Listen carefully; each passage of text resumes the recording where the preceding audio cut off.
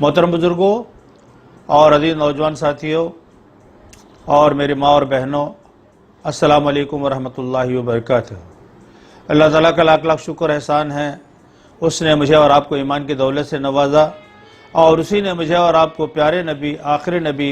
حضرت محمد مصطفیٰ صلی اللہ علیہ وسلم کی امت پہ پیدا کیا۔ یہ اللہ تعالیٰ کا شکر اور احسان ہے کہ اللہ تعالیٰ نے مجھے اور آپ کو مسلمان کے حیثیت سے پیدا کیا،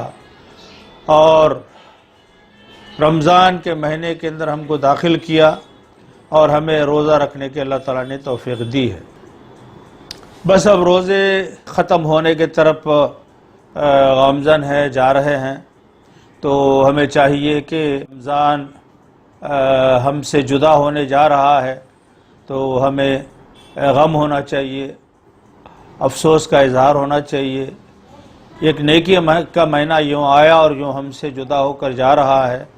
تو ہم زیادہ سے زیادہ اس مہینے سے فائدہ اٹھانے کی کوشش کرنا چاہیے۔ آج میں زکوٰۃ کے سلسلے میں کچھ باتیں میں انشاءاللہ بتانے کی کوشش کروں گا۔ زکوٰۃ کے بارے میں اگر بولنا ہے تو بہت بڑا ذخیرہ ہے کہ گھنٹوں گھنٹوں زکوٰۃ کے سلسلے میں بول سکتے ہیں، تو مختصراً میں کچھ باتیں آپ کے سامنے بیان کروں گا۔ ایک تو اللہ تعالیٰ نے قرآن کے اندر ہی بتایا ہے کہ زکوٰۃ لینا لازمی ہے، اور بار بار اللہ تعالیٰ نے نماز سے ملا کر بار بار کہا ہے اللہ تعالیٰ نے کہ وَأَقِیمُوا الصَّلَاةَ وَآتُوا الزَّکَاةَ وَأَقِیمُوا الصَّلَاةَ وَآتُوا الزَّکَاةَ۔ تو جس طرح نماز کی اہمیت ہے، اسی طرح اسلام کے اندر زکوٰۃ کی بھی اہمیت ہے، یہ بتایا گیا ہے۔ ابھی جو آیت میں نے تلاوت کی ہے، اس کے اندر اللہ تعالیٰ ارشاد فرماتا ہے، اور ان کے مالوں میں حق تھا سائل اور محروم کے لیے۔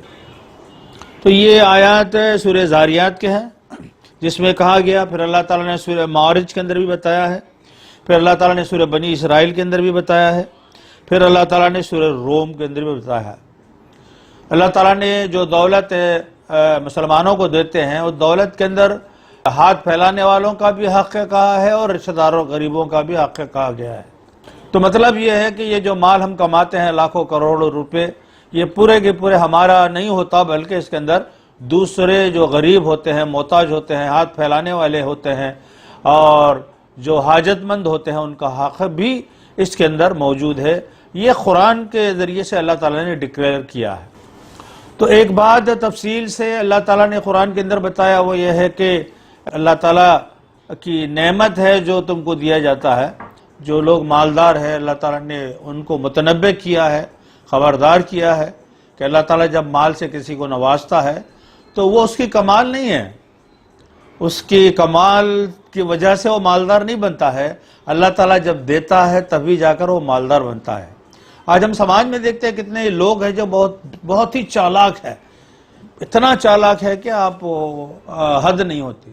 لیکن وہ غربت کا شکار رہتے ہیں، ان کے پاس مال و دولت نہیں ہوتا،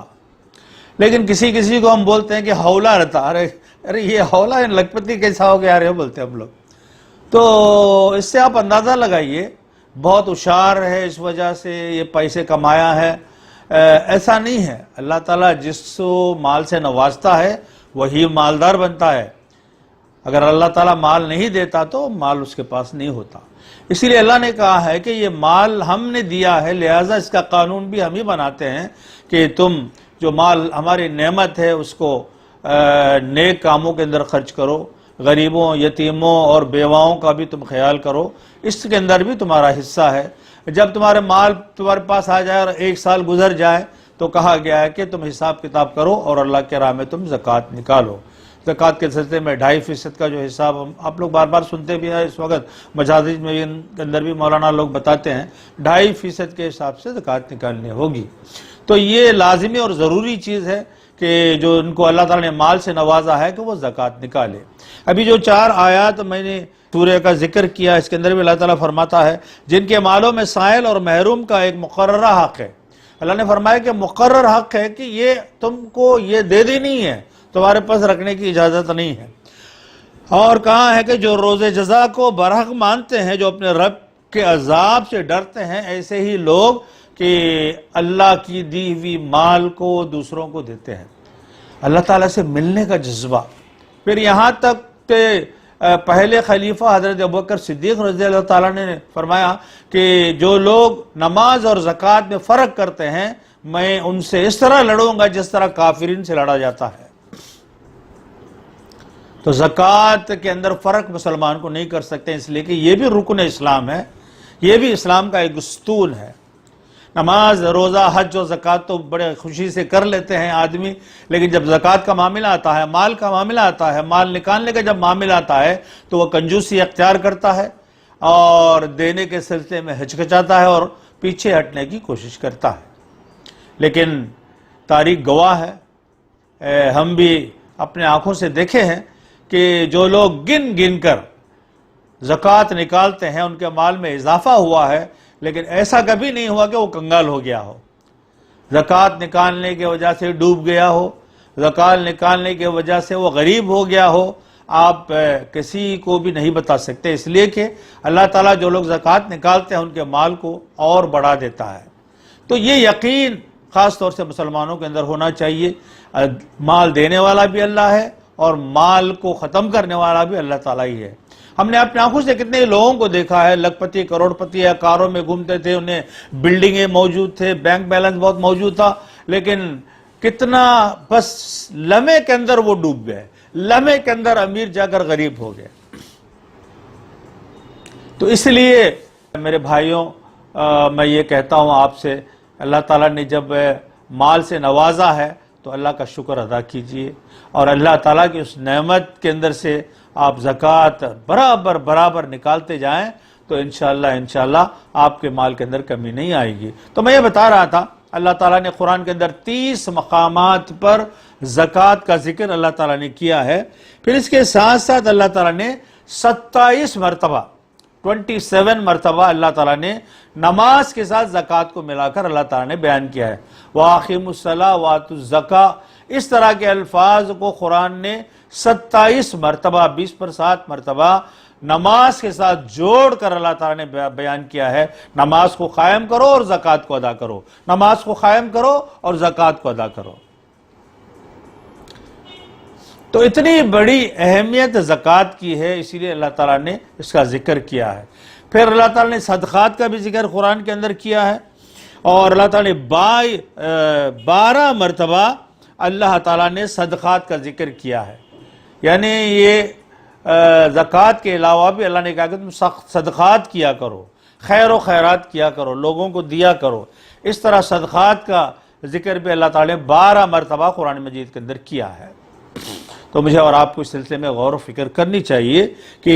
یہ جب وہ آیات نازل ہوئی، پھر اس کے بعد زکوٰۃ کے سلسلے میں ایک پورا قانون نازل ہوا ہے کہ زکوٰۃ کس طرح نکالنی چاہیے، کن کن چیزوں پر زکوٰۃ واجب ہے، کتنا پرسنٹیج نکالنا چاہیے، سونا اگر ہے تو کس طرح نکالنا چاہیے، اور چاندی ہے تو کس طرح نکالنا چاہیے، یا کھیتی باڑی ہے تو کس طرح نکالنا چاہیے، زمین کے پیداوار اگر ہے تو کس طرح نکالنا چاہیے۔ یہ ساری تفصیلات قرآن کے ذریعے سے نازل ہوا، اور اللہ کے رسول صلی اللہ علیہ وسلم نے بھی اس کے قوانین بنائے، اور باقاعدہ 9 ہجری